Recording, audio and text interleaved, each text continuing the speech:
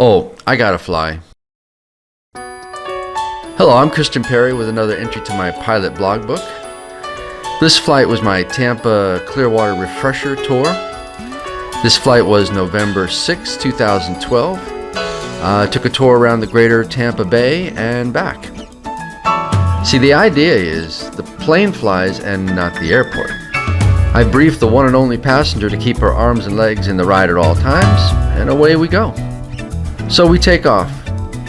The first leg is across the inner Hillsborough Bay and head down. Under the Tampa International 1,200-foot Class B shelf, we maintain 1,000 feet and head southeast over the bay, looking for the chimney stacks on the far side as our first visual waypoint. I said to my partner in the back seat, "Hey, use your cell camera and take some shots as we go." There was some gusty winds out over the bay. The CFI jumped to catch the yoke as the wind pushed the starboard wing up sharply. I'm like, what, it's a hurricane? We followed the swampy east coast down the inner bay leading into main Tampa Bay Inlet. At the mouth of the bay, the Sunset Skyway St. Pete Bridge was absolutely majestic as we crossed over and turned northwest. Oh yeah, now this is one of the many reasons I fly. I love a good view. Even better than spontaneous sex on a Sunday afternoon.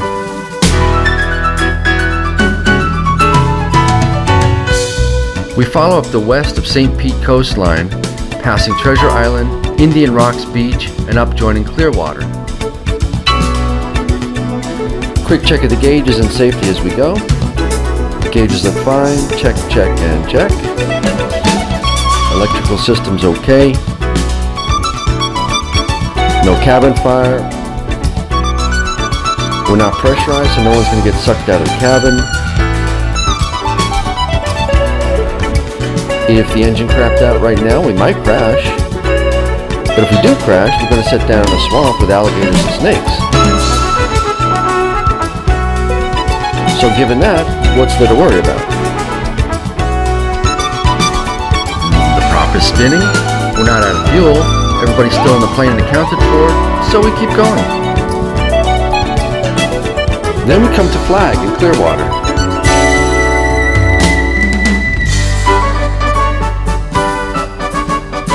Flying over Flag at 2,000 feet was by far the highlight for me. I've been there 100 times, but looking down on the Fort Harrison from 2,000 feet was a whole new experience that not many can say they've done.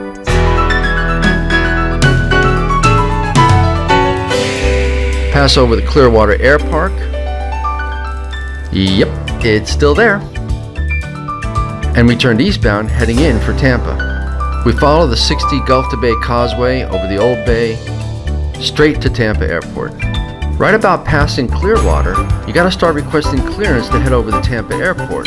See, like LAX, Tampa International Airport has a special passover corridor where we cross perpendicular to a couple of the biggest and busiest strips in the country. Thus, we gotta get clearance and a squawk code. So we contact the tower director for this sector, and we're cleared for the vector hector and set the autopilot detector as our backup connector protector to prevent any potential flight deviation objector. No, I'm not going to repeat that one. Then 2,200 feet and follow right over the top of their smaller 927 runway.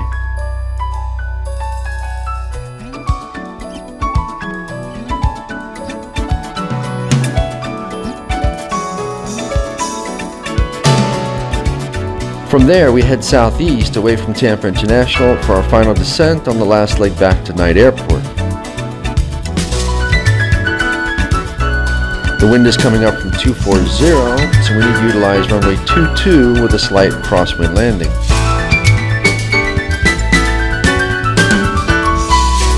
Then up again for a quickie touch and go, and back around the pattern once more to satisfy my last quest for altitude this trip.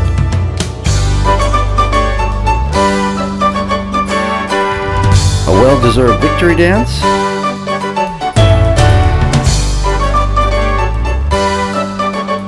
And another precious hour in my logbook.